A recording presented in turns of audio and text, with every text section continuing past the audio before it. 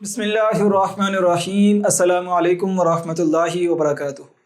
بچوں، آج ہم اسلامیہ جماعت 11ویں اس کا باب دوم، سبق اس کا دوسرا ہے رسالت محمدی کی خصوصیات صلی اللہ علیہ وسلم۔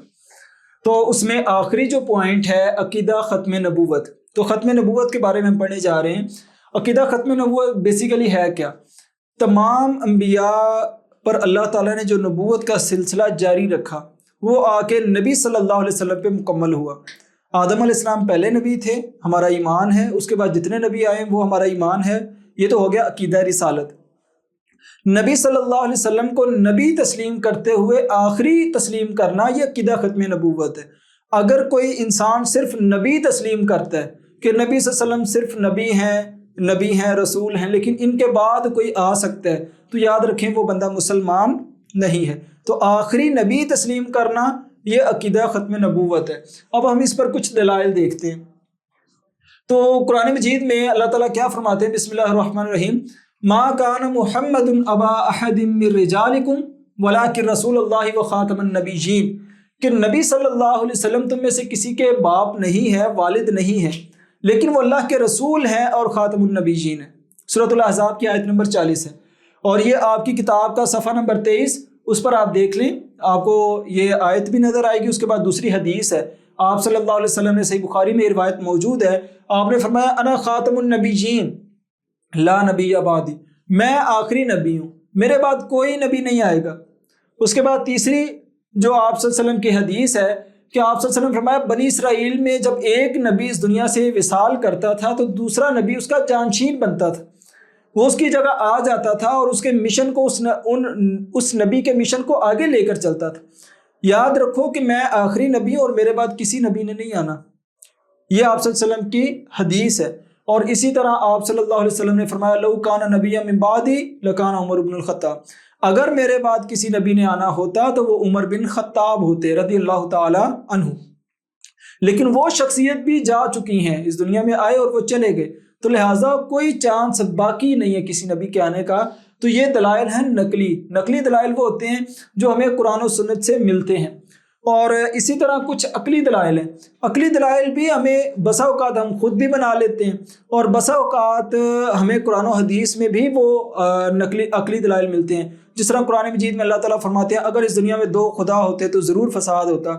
یہ ہمیں تو ملی قرآن سے، لیکن اس میں عقل کے اوپر بات کی گئی ہے۔ تو عقلی دلائل کیا ہیں؟ آپ صلی اللہ علیہ وسلم نے محل سے تشبیہ دی ہے، نبوت کے محل کی تشبیہ بیان کی۔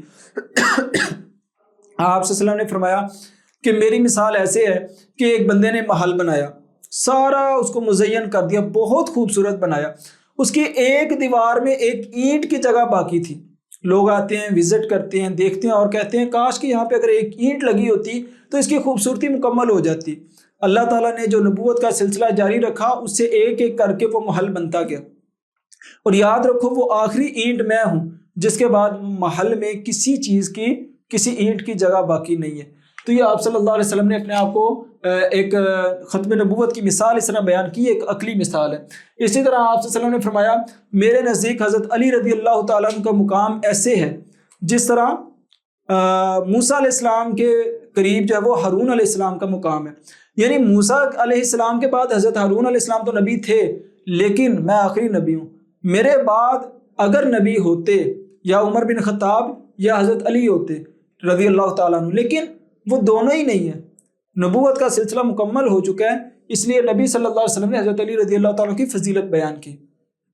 اسی طرح ایک دلیل جو ہے وہ ہمیں نقلی طور پر یہ بھی ملتی ہے کہ حضرت عمر رضی اللہ تعالیٰ عنہ ایک دفعہ تورات کا صفحہ پڑھ رہے تھے، آپ صلی اللہ علیہ وسلم نے دیکھا، آپ غصے میں آ گیا، آپ نے فرمایا اے عمر اگر یہ تورات کا صفحہ جس نبی پر نازل کیا گیا وہ موسیٰ علیہ السلام بھی آ جائیں تو وہ بھی میری شریعت کی ہی پیروی کریں گے، وہ اپنی شریعت نہیں لے کر آئیں گے۔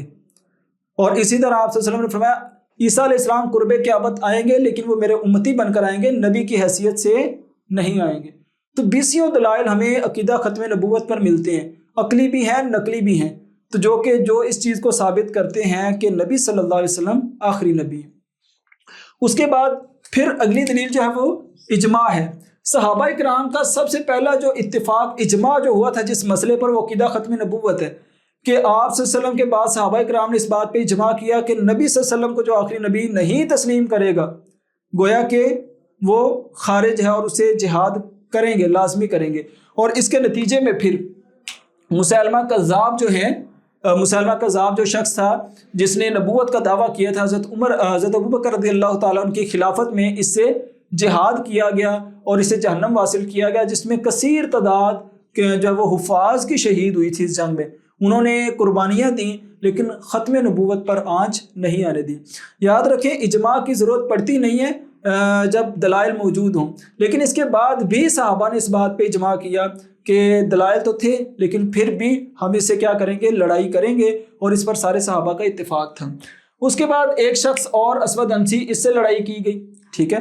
تو یہ وہ کذاب ہیں، دجال ہیں، جنہوں نے نبی صلی اللہ علیہ وسلم کی نبوت کے بعد اعلان کیا کہ ہم بھی نبی ہیں، دونوں کو جہنم واصل کیا گیا۔ اور اسی طرح آئین پاکستان، ہمارے ملک پاکستان کا آئین جو ہے اس میں بھی یہ ایک قانون آئین بنا دیا گیا ہے، جو شخص مسلمان کی وہاں تعریف کی گئی ہے۔ مسلمان کون ہے؟ جو اللہ تعالیٰ کو مانتا ہے، نبی صلی اللہ علیہ وسلم کو مانتا ہے اور نبی صلی اللہ علیہ وسلم کو آخری نبی مانتا ہے۔ اگر کوئی شخص نبی صلی اللہ علیہ وسلم کو نبی تو مانتا ہے لیکن آخری نہیں مانتا، وہ آئین کی روح سے بھی مسلمان نہیں ہے، اس کی حیثیت ایک ذمہ کی طرح ہے، یا اقلیتوں میں وہ شمار کیا جائے گا، وہ مسلم نہیں ہوگا۔ تو یہ سارے کے سارے دلائل میں نے آپ کو بڑی آسان زبان میں اور آسان الفاظ میں نے آپ کو سمجھا دیے ہیں عقیدہ ختم نبوت۔ اور عقیدہ ختم نبوت کا ہم سے تقاضا کیا ہے کہ ہم نبی صلی اللہ علیہ وسلم پر ایمان لے کے آئیں اور آخری نبی تسلیم کریں، اور آپ صلی اللہ علیہ وسلم کی شریعت کو زیادہ سے زیادہ پھیلائیں، کیونکہ آپ صلی اللہ علیہ وسلم کے بعد کوئی نبی نہیں آنے والا، اور اسی طرح آپ صلی اللہ علیہ وسلم کے مشن کو جاری رکھنا اب ہماری ذمہ داری ہے۔ تو یہاں تک بچوں ہمارے سبق کا اختتام ہوتا ہے، رسالت محمدی صلی اللہ علیہ وسلم کی خصوصیات۔ یہ سبق آج ہمارا مکمل ہو گیا ہے، تو انشاءاللہ اگلے لیکچر میں ہم اس سبق کی مشق حل کریں گے۔ اپنا خیال رکھیں، اللہ حافظ، السلام علیکم ورحمۃ اللہ وبرکاتہ۔